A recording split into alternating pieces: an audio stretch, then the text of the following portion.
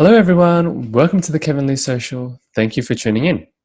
What initially began as an 8-part series interviewing entrepreneurs to share and inspire how they've successfully pivoted during COVID-19, I have decided not only to continue this series, but also to expand on the scope to understand and learn about people's craft, philosophy, the challenges they face in the industry, and their favorite failures that have helped shape them to become who they are today.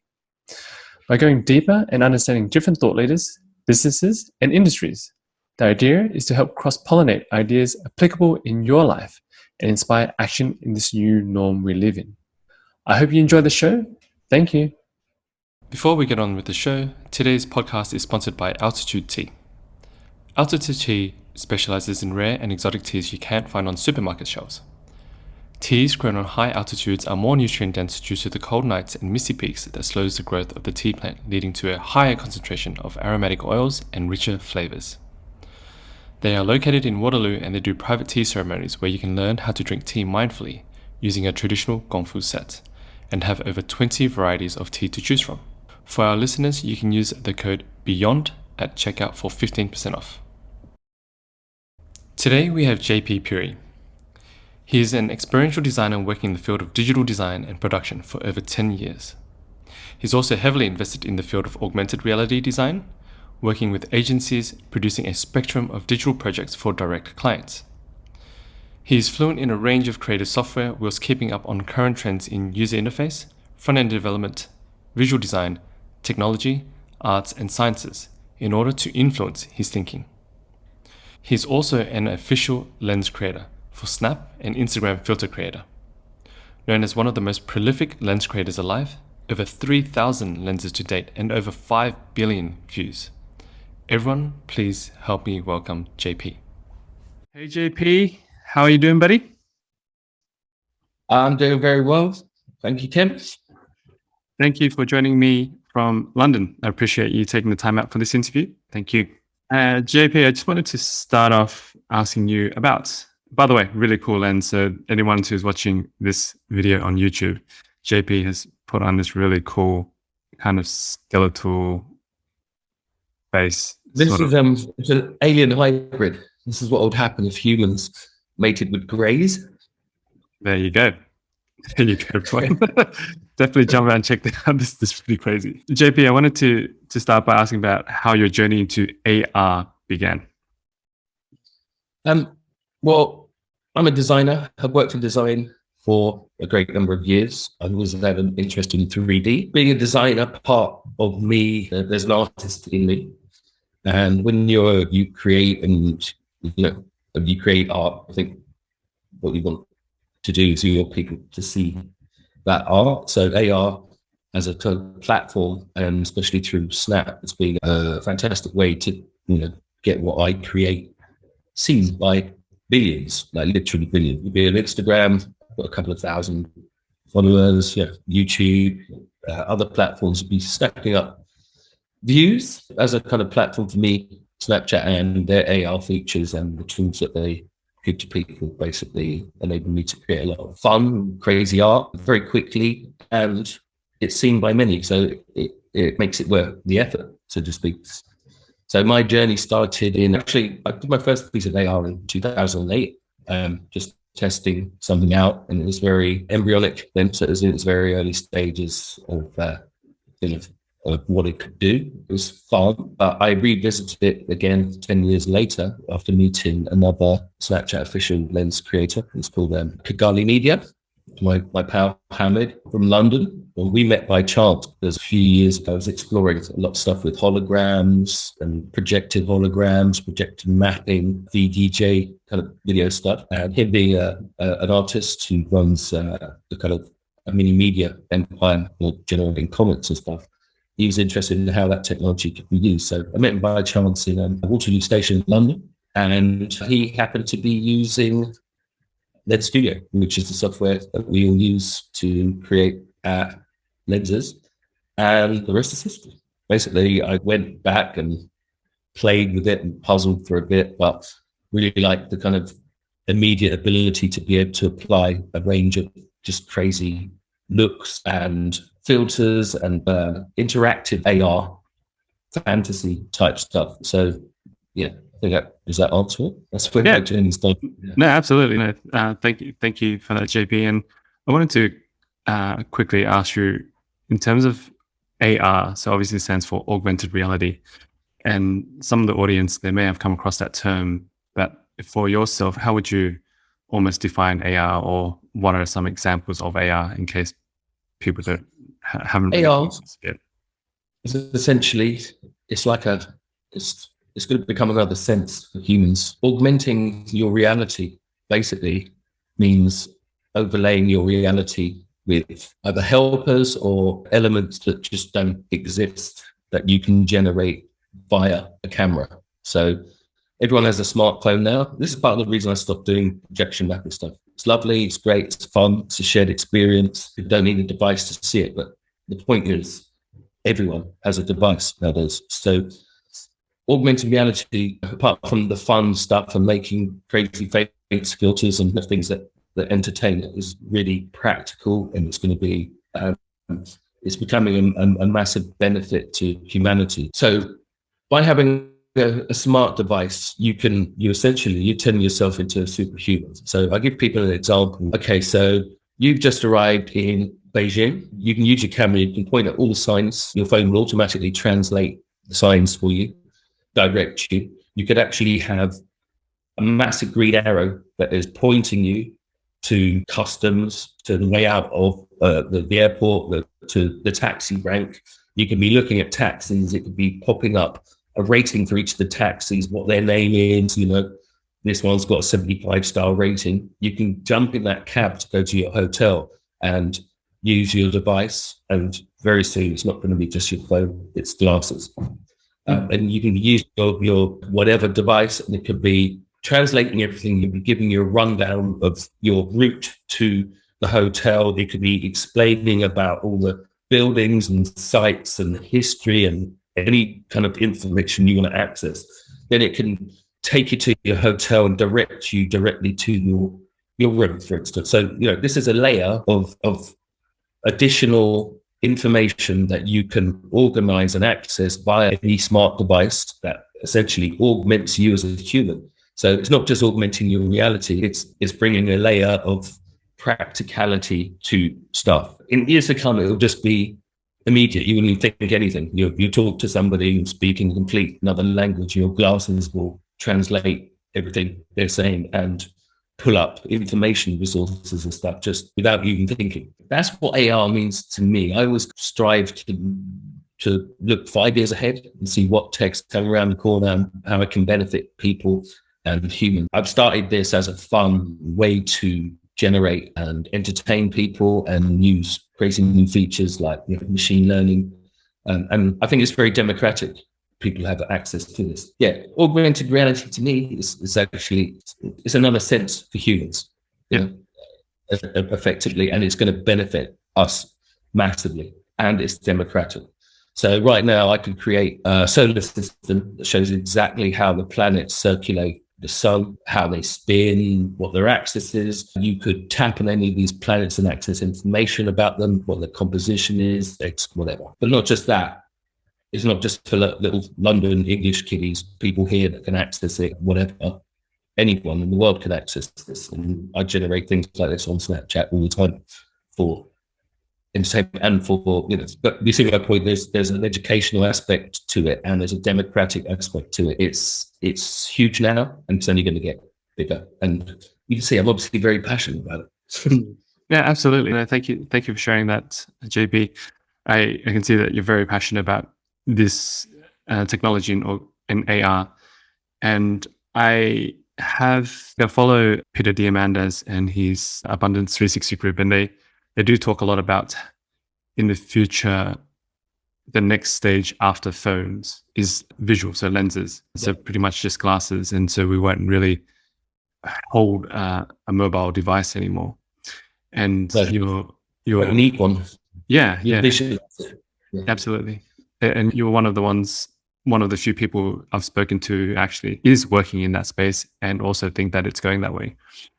And I want to, since we're on that topic, let's just go down that rabbit hole in terms of the future of AR. And the lens technology. Have you seen, since you were talking about how you're looking 5 years down the track in that space, have you seen some of the technologies in the glasses or lens space that this is, how do you visualize that it's all going to come out?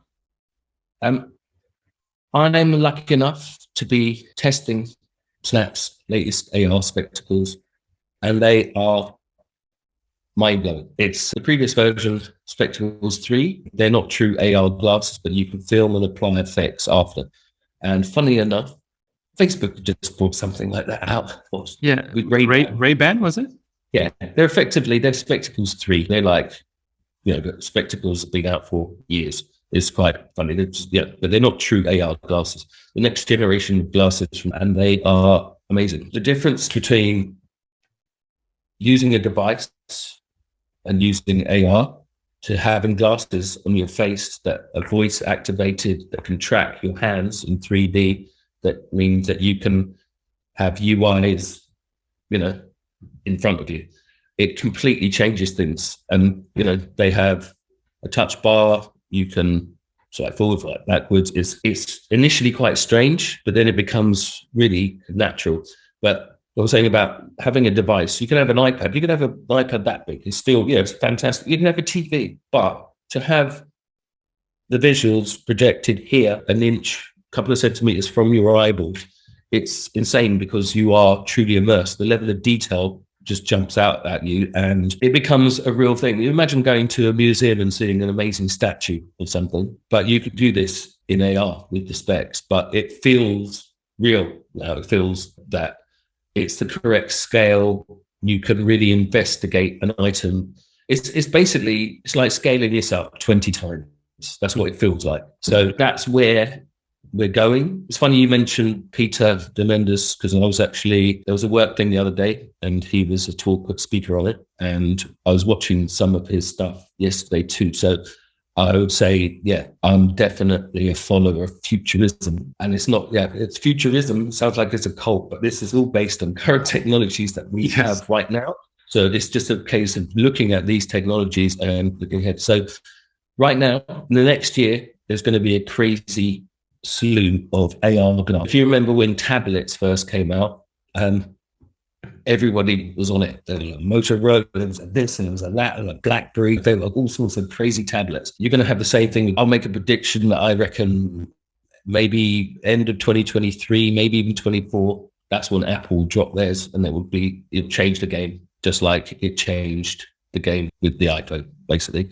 But in the meantime, I've seen crazy brands like Lenovo, PC spreadsheet. That's how I see it. Very corporate brand, but they've just brought out some Think Smart A3 smart glasses, which to me is crazy. You got AR glasses to look at spreadsheets.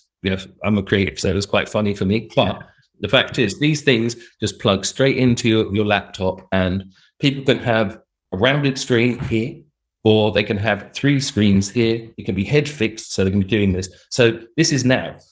So why would you give an employee in 2 years' time even a screen? You just give them the box that is the PC that your glasses plug into. I'm saying in the next year, you're going to see a hell of a lot of glasses being released from all sorts of manufacturers, from China, from India, from everywhere. There's all sorts of players in the game. The technology is out there. The ability to do it is out there, but people are road testing it. There's issues around battery life and how long you can use them. But the fact is, the ones I'm testing at the minute, they're as good as I've been told. The kind of HoloLenses and other much more expensive kind of VR based or even AR based stuff. They're not wired, they're wireless. I can go out, I can film stuff. It's quite an incredible experience. So that's what I see happening immediately. 5 years, maybe contacts. So you don't even need to project something into your eye. You have full access to it. That's where we're going. What we're learning about the brain right now as a human race is insane. Yeah. Because there's been studies in Europe and America to effectively defeat death. What Neuralink, Elon Musk is doing with Neuralink is nuts. I don't know if you've seen that, but things like that, it's got 96 electrodes, a robot surgeon can implant it into your brain. You will have and this is tech they're testing now on monkeys. The monkeys are playing Pong on a computer with their brain. That is a technology is being tested now that they're looking to think pig trials, and then they'll be looking at human trials. But so you could be paraplegic and control your exoskeleton or control your entire house. You could have internet in your head. You can call your mum from your head, or she can call you in your head. You know? Yeah. So this is where we're going. It's not this stuff of sci-fi. Movies often predate a lot of stuff because they're looking at current tech and science that's available, and they put it into movies. So Minority Report, that was what? That was 2011, maybe even much earlier. You know, and the UIs and the tech and the thinking and how that kind of whole setup work, people have already been thinking around it. So there's none of it's pie in the sky. There's obviously going to be issues with it, like how do you secure someone's brain whilst they're being wired up. But anyway, that's going ahead. But in the short term, glasses and giving people easy access to supplement their life, but to actually help them in their lives too through the current tech and devices that we've got. Yeah, so I'm very excited about what's happening with glasses and how it can aid people in their learning as well. You know? And access and democratizing access to information and technology. And it's the funny thing is the young are they're au fait with it. They're great with it, the way they use it. I did an exhibition a couple of years ago, and what it was, I tried to do the lightest weight art show ever, and all I did was print snap codes, put them on foam boards, put them up in the gallery with blue tack. And it was hilarious because kids come in and they were talking about 5-6-year-olds are teaching old people how to do it. And there were people like, oh my God, I'm a zombie. They were completely freaked out. The kids were just like multitasking. The kids were teaching the adults. It's not alien to them at all. They're doing it on TikTok. They're doing it on Instagram. They're doing it on Snapchat. For them, it's completely a normal way of life. Yeah. Wow. It is a very exciting future to come with, as you mentioned, AR, the lenses, even mixed reality, as well as BCI, brain computer interfacing. What you mentioned with Neuralink was a more it's quite an invasive method at the moment. I'm actually playing around with the device as well. It's a Neurosity, so it's a so brain stimulation. No, it's actually a brain computer interface system. So nice. you put it on like this, and it's designed for coders and programmers at the beginning. I think I saw an advert for it the other day. Is that where you can what did you do there? There's a few things. There's a lot of things you do. They're basically open source, or their backend, so programmers can go in and they can just build all sorts of APIs. So you can basically, people have been doing some pretty crazy things with it. They've been using it to wire their coffee machines, and they can turn on their coffee machines with their brains. Or the possibilities are limitless because the website now. You can available. Yeah, available now. Yeah. Nice. Some pretty cool stuff in that whole BCI space. I guess this is a non-invasive method, not until Neuralink releases everything else. Yes, I've been reading quite a lot about this. There's a book I'm reading, The Genius Within. It's about a guy who kind of cheated men, and it's really quite interesting. It's about how people learn and things like that. And he was looking at devices. He's saying a lot of these devices are it's tiny. The amount of electricity that actually pass through the cranium into your brain, but he's saying it's not that actually brings benefits. It means it is enough for you to be able to set stuff up. So they've used non-invasive stuff like that. Yeah, it is. It's a pretty crazy space, and the things that people are coming out with. But we'll see what else comes up in the space. And I wanted to segue into, you mentioned Snapchat is one of your largest platforms, and even from this video, the audience can see some of the lenses that you've put on. You've been known as one of the most prolific lens creators alive, with over 3,000 lenses to date. Could you quickly share with the audience what these lenses are and why are they so popular? So for the listeners, for the viewers looking at the video, you can see JP has just switched another lens. But I'll leave it to him to describe. I did this one for Halloween. You might know who this guy is. MJ. So basically, like I said, I started it as a bit of a fun project. And at first, I didn't even realize people were looking at it. And when I talk about numbers, I've created a lot of art. I worked in design for a long time, worked for ad agencies, publishers, all sorts, I've done lots of stuff, and that's what I do in the real world. So this has been like a bit of a hobby and a fun part. It's almost like fancy dress. It's being able to have avatars dress up. I know there's people that basically they'll run Snap camera and they'll just run my filters on their quick screen and whatever, just to enhance what they're doing. When I realized people were looking at them, I'd made like a couple of lenses in like June 2018, and I realized that 110,000 people looked at it. I was like, wow, oh my God, 110,000 people, Jesus. So I was off and I started emailing Snapchat. Yeah, I thought it was like the most amazing number in the galaxy. Yeah, little did I know. So in terms of exposure, the number of people that are using it, the number of people that engage with AR on the platform, a lot of people do on Snapchat. I went from next week, I had 1 million views, which I thought was amazing, and then it was growing exponentially. And then luckily enough, I spoke to a couple of the early creators, the first batch of creators that were brought in creating lenses with Snapchat. And also it's perceived as quite a girl orientated platform. So if you look at a lot of the filters, there's lots of cutesy, lovesy, hearty, bubbly, whatever. And I'm actually a grown up, so it'd be quite weird for me to be rocking those filters, eyelashes and whatever else. It's just not, it just doesn't suit me. Part of my kind of reaction to it was to create a lot of really horrible filters for a completely different audience of people that I didn't know existed, but luckily they do. This lens, for instance, really silly, quite weird, a little bit spooky.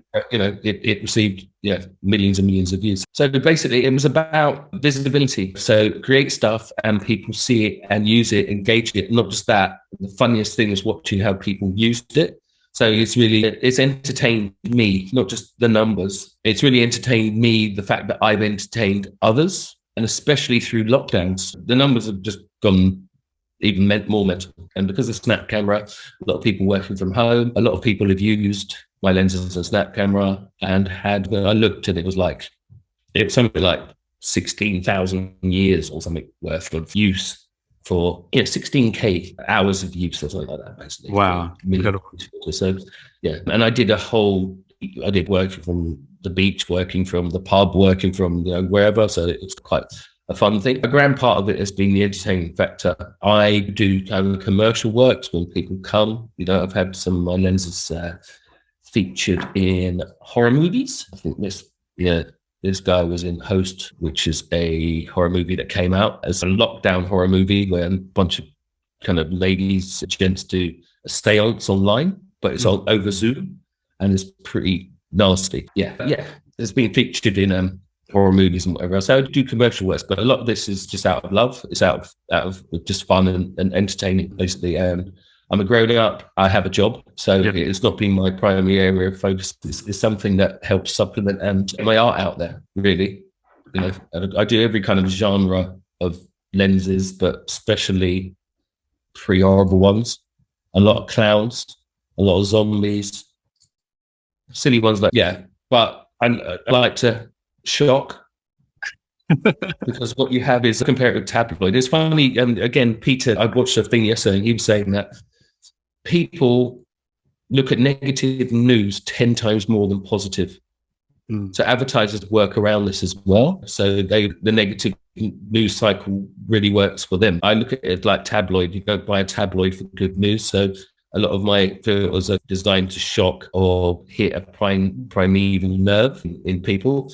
But people like to be scared.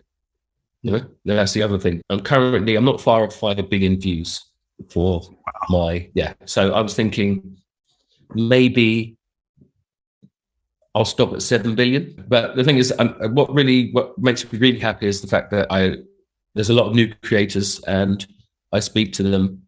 And not to be big-headed, but they tell me that I've inspired them, and that really tickles me. I really like that factor. I have people saying better than you did it, because it's a joke. It's like right now, I read something the other day that said, how are you going to feel in 10 years when some kid starts an XR company, and makes billions, while you've been one of the proto early sloggers? But it doesn't bother me. Good luck to him. I'd like to make some money for it, but I'm looking to real business and applications and learning applications for this. Been looking into studies of basically people learn better with interactivity, and it's proven. But so by supplementing how people learn through AR, it's a good way forward. So from that practical kind of side, I think that's where I'd like to push stuff. Yeah, but it's quite nice waking up and after having made a lens 2 days before, it's had 1 million views, and that's a lot of entertaining. It's not just people accidentally press something. Yeah. If I heard correctly, you said you're almost at 5 billion views. That Yes, 5 billion is a huge number, no matter what way you look at it. it is. It's quite nuts. It's huge. It's huge. You know, it's no small feat. And for you, was it? Do you feel like it was a particular point or a particular lens that just went viral, or where did it all take off for you? Do you think in this lens space anyway? I've been having fun, kind of playing against the algorithm, but what I've learned is volume helps. It's no good if you just make 100 crap lenses. If you make 100 lenses and you're persistent and continuous with what you do, you'll garner more views. So it's been a bit of a learning thing for me because, I'm not like a kid anymore. So I have no idea. I've got like, I don't know, say 600,000 subscribers now. I don't know why. There's no idea, but they like my lenses. They know what I'm here for. All I do is make lenses. I don't advertise anything. I don't tell people to buy some tooth whitening product or strap anything onto it, or I don't do any try-ons. You won't see me trying on bikinis, leggings, or anything like that. All I do is make lenses, and I just try to use the available technology in it and learn more ways of combining and doing stuff. Things from hand tracking to machine learning, voice activated stuff, audio reactive lenses. It's the technology that inspires what I can make with it. They brought out a feature that basically you can make elements of a scene react to different parts of an audio waveform, a bass, a treble, and ranges and frequencies in between.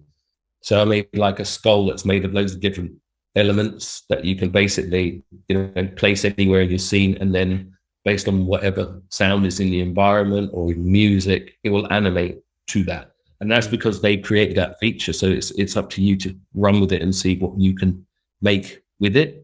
Yeah. But then there's other practical features like voice activation stuff or voice command stuff. So you could actually control, for instance, you could have a drone and you could actually talk to your phone and tell it where to go and fly around and do stuff. Yeah, it's quite incredible. You can train your own keywords for stuff. They're saying there's going to be quite a massive leap in people trying on clothes and fashion through AR. So there's a huge drive at the minute for that. There's a lot of new features that are coming up around that. I created some lenses the other day that I thought it was nuts because I've got buttons in space that I can touch to change my outfit. So honestly, I made a load of Halloween things, like pumpkin heads and skeletons or whatever else, but it has got practical things. So you can control a wardrobe just by standing in front of a mirror and touching buttons that aren't there, which is insane.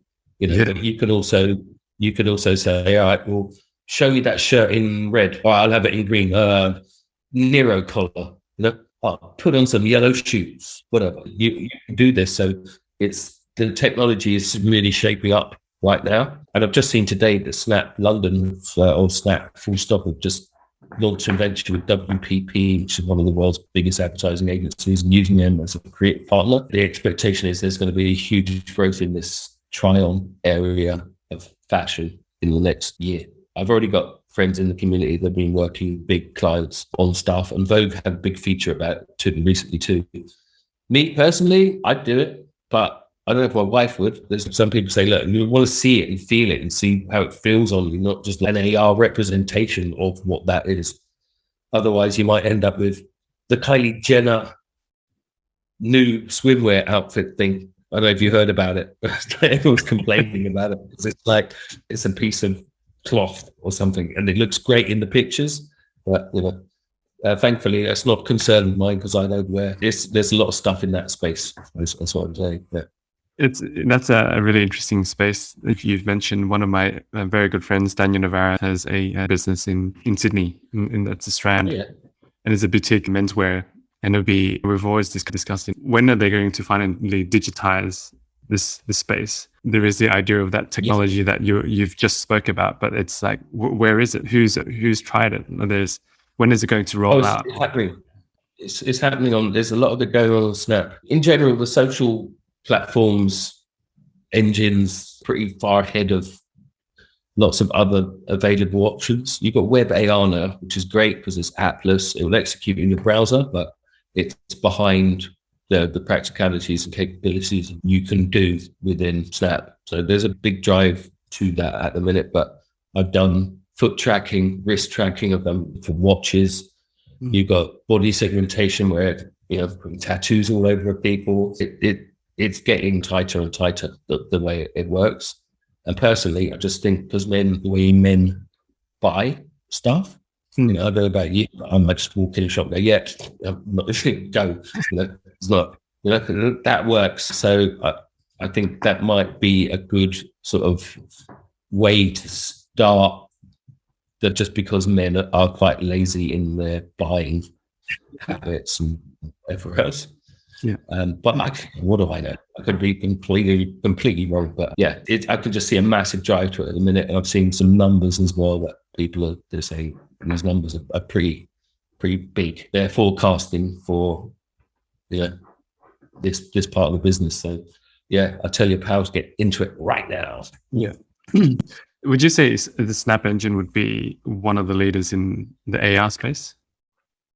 I would, but they've got something called Camera Kit as well, which means feasibly you can create stuff outside the Snap ecosystem. You don't even need to. If I've understood it, you can basically use their API. You have an app. So say your pal had an app, you could actually use their API to bring that functionality to your app by adding it into the mix. And then it brings those features. You don't even have to have heard of Snapchat, basically, because you're just using their agent. Yeah, I did apply for it, and that's how I understood it. So I don't know if it's been rolled out yet, but I think in certain areas, I think in India, I think a PowerPoint's using it. I'd have to check, but yeah, and what that does, that's mind blowing because it means that all the skills that you acquire, through building stuff in Snap and understanding how it all works, it means those skills can now go to everywhere else. Every other platform. That's quite exciting.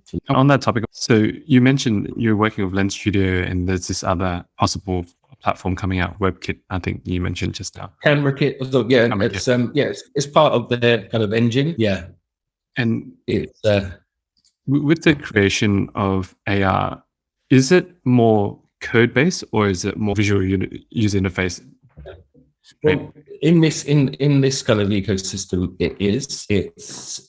it's quite helpful. When I started, there was little information that I could find to help supplement or help expand my knowledge of what's going on. But now the software comes with templates to start with, so you don't have to know anything about scripting basically in order to be able to do this. You can start very easily. There's lots of guides there. It's not brain surgery, and it's a lot easier now to get started with it. The scripting side of it, yes, you can go straight from a script point, but the point is you don't have to. There's lots of little helpers and ways of doing stuff without you having to get too deep into it. And in general, I find that if I exist within the bounds of what their templates can already do, you can't really go wrong. If you try to do some quite complicated stuff, well, your project's going to take longer. And one of my ethos, or one of my kind of rules, is that I'm breaking them all the time, but generally I tend to try and not spend too much time, because these are a quick experience. People, if you're lucky, they're 30-40 second experiences, and then people move on. They want something else. And it's just humans. Unless they really love the lens you've done, that basically I wouldn't spend days creating them unless someone's paying me, basically. But saying that, I have spent quite a lot of time doing some of the new voice activated stuff and things like that, because they're just great. Just using your voice in order to control. See if I can find one. I've got one where you can change eye color and things like that. Oh yeah, see if this one works. So it'll shift according to the audio reactivity. Is that correct? Yeah, well, yeah, it listens to your voice. Yeah, so this one here, see if it works on Snapchat. Right, you can't actually see it there, but what it does is this one will actually take your voice and transcribe it into words.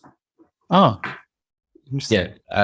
Yeah. There's other ones that will do stuff based, that will basically, you can control your environment by a voice. So you imagine you could be in a scene, let's say like a museum, and you could say forward, and you could actually be traveling around the museum, or left or whatever, just based on your voice. Yeah.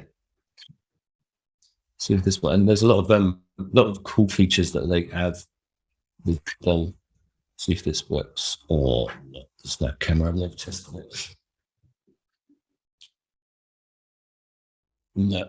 This one, on the mobile, basically tracks your hand, makes it gold, and this thing follows you around. It's actually, it's really cool. Yeah. And machine learning fit into all of this AR space, or that snap lens. They're bringing features all the time. These are features that are out in the public domain. Snap themselves, they do some crazy, amazing stuff.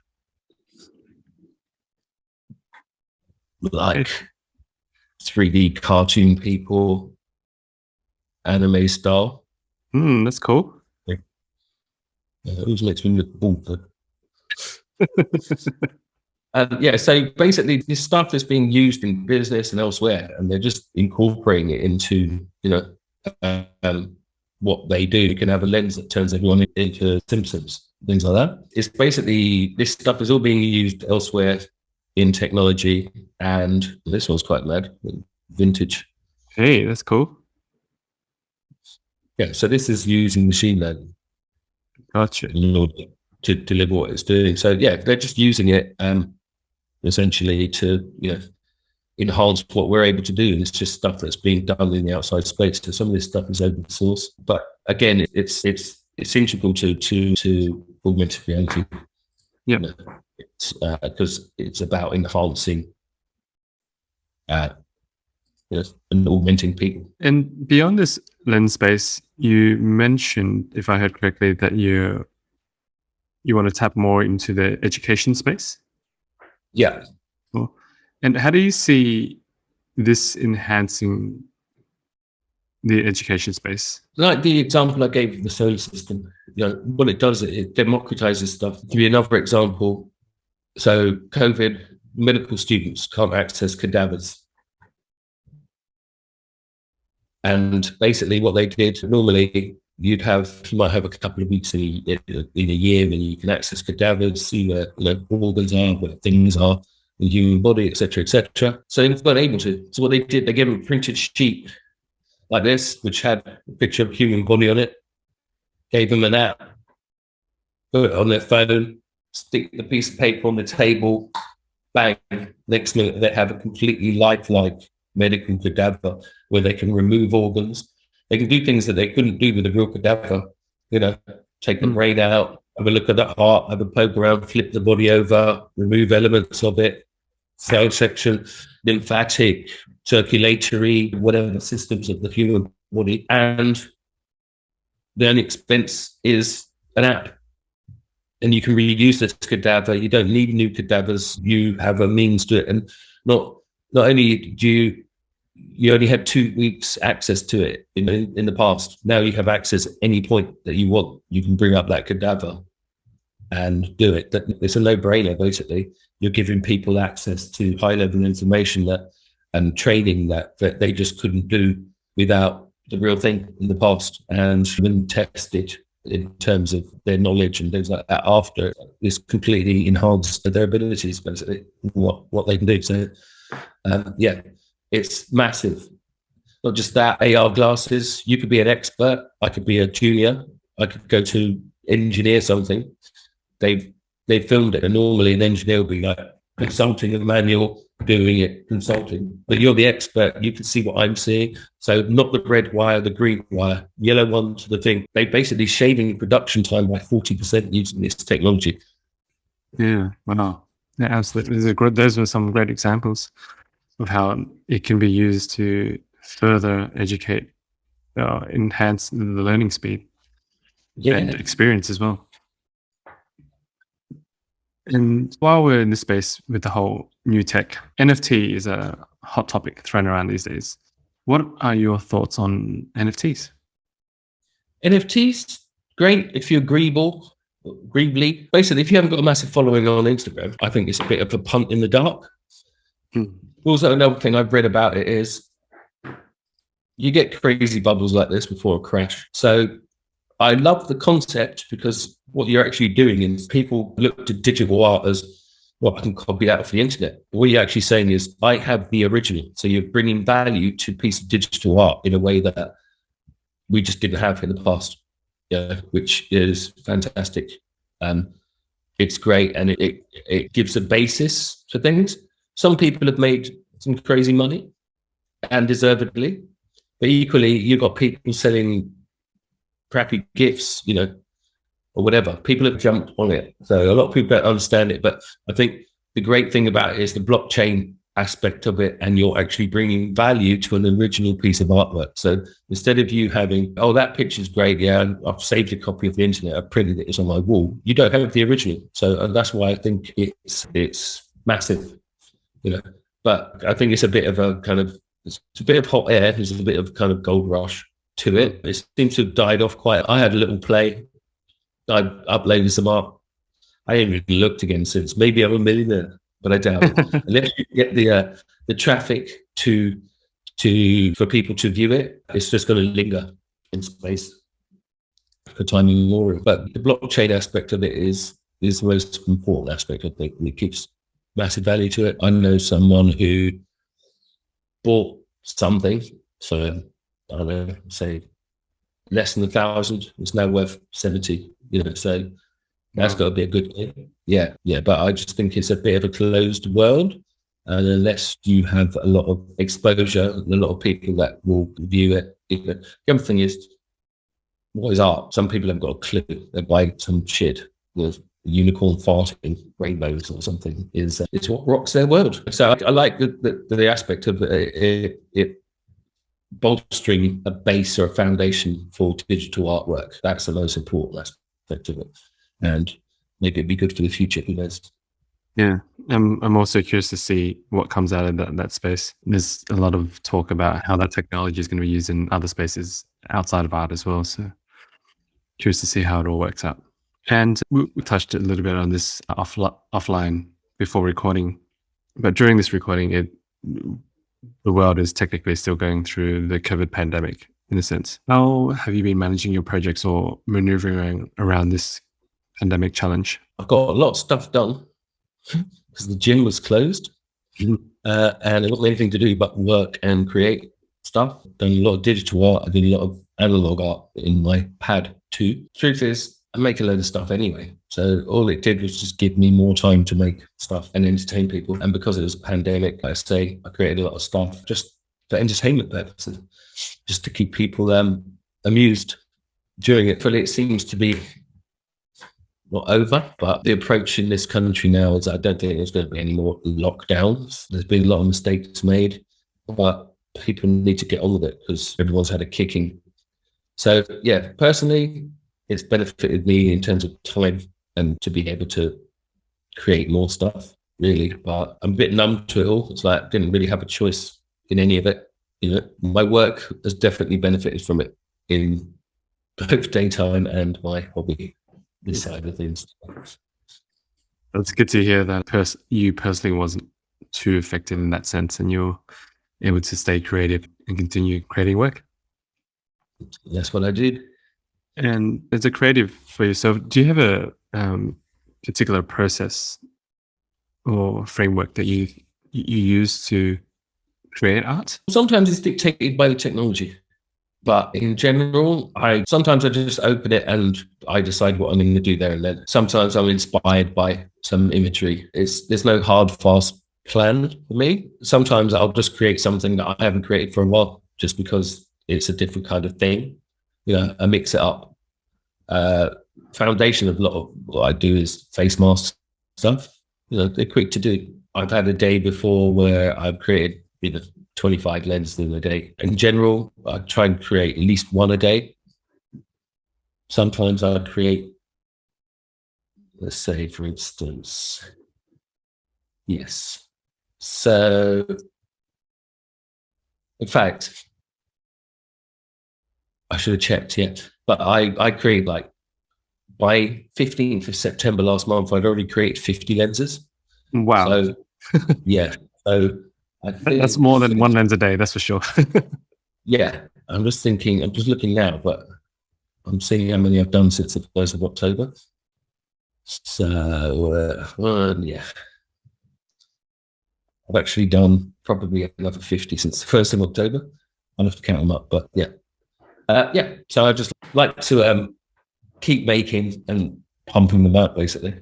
So there is no particular hard, fast plan. It's generally, I've been doing a lot of stuff at the minute that I can test on the AR specs where I'm looking around. So I created ancient Egypt with the mythical god Horus, black cats and ravens. I've created like a werewolf scene where you're looking around and there's like a ginormous moon over there. And I've created kind of multi-dimensional things where it's like a bit like an Asia, MC Escher, the artist walkway, but there's aliens all over. So you look literally 360 to look at this environment. I've been making a lot of very immersive things. Yeah, so it's not even like I'm possessed. Sometimes I just look at it and I just make something just based on stuff, twist up stuff. Yeah, lots of different influences: movies, film, science fiction, the future. You'll see a lot of my lenses. I've got future dates on them. There's like Snowman 2083. Let's see if I can find it. Yeah, yeah. And yeah, you've shared so much. You've shared so much gold with us over the past hour now, pretty much. And so we're reaching towards the tail end of our interview. Cool. So I wanted to ask you a few questions more targeted towards your routines and what you personally like. Yeah. Do you have any morning or evening routines that you follow? I try to go to the gym daily. I've been having smoothies for breakfast. I'll tell you what, they're great because it's more than 5 a day. They're fantastic. Yeah. So in general, I try to make sure there's some aspect of exercise, moving body in the day, because we are creatures of motion, especially the lockdowns. That was one of the hardest possible things for me, was the gym. And it made me quite angry, stop to people exercising, not just for me. Kids couldn't go down the park and play outside and play football. It's just preposterous. That was a major kind of thing for me. And my whole life, I've started fencing, like sword fighting at the age of 11. My school is one of the very few comprehensive schools in the whole country to do it. I've been doing sports from a young age. I've convinced myself because, I was so good. My heart is massive. And if I stop, that'll be it. So exercise is a major factor, but I think it's good to stimulate the brain. Sleep as well. Try and get enough sleep because it's so important to the creative process. It's massively important. When you sleep, you actually work out solutions and problems or devise ideas and new creative kind of paths, and lay down the learning from the day before. Sleep, exercise, good food. That's what I would say. A massively important routine. To quickly hone in on some of those, when you hit the gym, are you more of a weights kind of guy, or are you more of a cardio based or HIIT exercise kind of guy? A bit of everything, basically. So yeah, I used to love spin classes, done it for a little while. Yeah. I always do weights. I'm not like crazy, like yeah, it's like kind of so I can elbow doors open. So it's all about maintenance. I am a proud father of 2 grown-up kids. One of them's just gone to university. One of them is finished and is already working. She's genius. She'd kill me for saying it. It's about maintaining. And as I say, we're creatures of motion. So I think you've got to have a balance. You've got to have a bit of everything, really, in it. So when I go to the gym, CV, weights, maintain. Just want to feel strong and have those endorphins kick in. Those endorphins relax you and make you sleep. But it's cyclical, the whole thing. So that's my advice, coming from a grown-up AR creator. Awesome. Do you have a favorite movie or books you'd recommend to the audience? Yeah. So one of my favorite books is Oryx and Crake, which is written by Margaret Atwood. It's a trilogy. She's an amazing author. She wrote The Handmaid's Tale. I like sci-fi. I like dystopian sci-fi. I've read it all. I think I've read all the 100 best recommended sci-fi books there are, and plenty more. So I really enjoyed that. There's another book called The Mechanicals, and it's an alternate history. So it's like 200 years ago, but it's basically the Dutch have effectively developed robots that are almost, they're not steam powered, but they've developed the technology in how to create robots that, effectively serve them. And they're in a kind of crazy war with the French, who've developed crazy adhesives and crazy glues and stuff in order to stop these robots. So it's this crazy alternate history set a while back. I really like that too. There's another book by Paolo Bagliacini, and it's called I have to find it. Paolo Bagliacini. Yeah, it's The Wind Up Girl.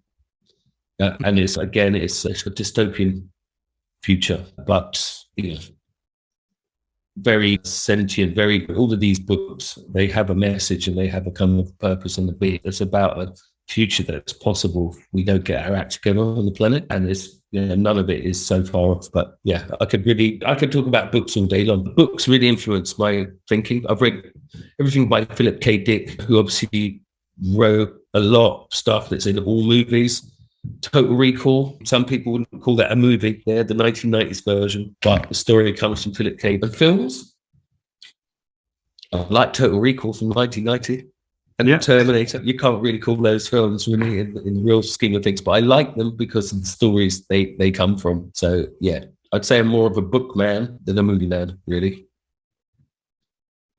Thank you for the recommendation, JP. I haven't read most of your recommendations, but I will look into it and check it out. Thank you. Check out, honestly, amazing, like mind blowing.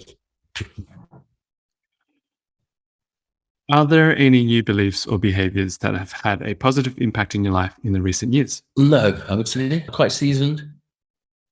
And like I say, I always try to look for a multitude of reasons. And in general, be right, spot on most of the time. I started working in a time when the internet was coming into business, and I worked for a big CD-ROM company, and I thought, sorry, this thing called the internet, like, why isn't this on the internet? It's just so obvious to me. And a lot of those companies struggled after a while because they were looking at shelf space and this and that and blah, blah, blah. So it's generally, I call it right. I like to think I preempt some behaviors or some things that will happen or occur. I don't get surprised too often, luckily, because I keep my finger to the pulse. I spend a lot of time looking at science and the available. And right now, we've got more scientists, doctors, and neurosurgeons and people on the planet, the clever people, and more to come than we've ever had. I'm fundamentally an optimist, so I think humans as a race, we can do it. We can. Basically, we will sort things out. It'll just take a little while to do. But just look at COVID. It's the first time really in human history that everyone got their shit together to all work together and try and contain it, at least. It was the first real true piece of global cooperation. Not let's go to the UN and I'll veto you and I'll abstain and whatever else. It really was a unified effort. The hope is we'll have more of that going forward in the future. No, absolutely agree. Finally, if you could only send one single line of SMS text to yourself 5 years ago, what would it be?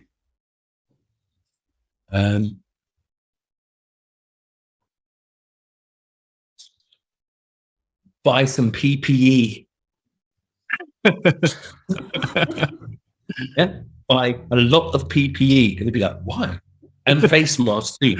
I'm not going to tell you why. Just do it.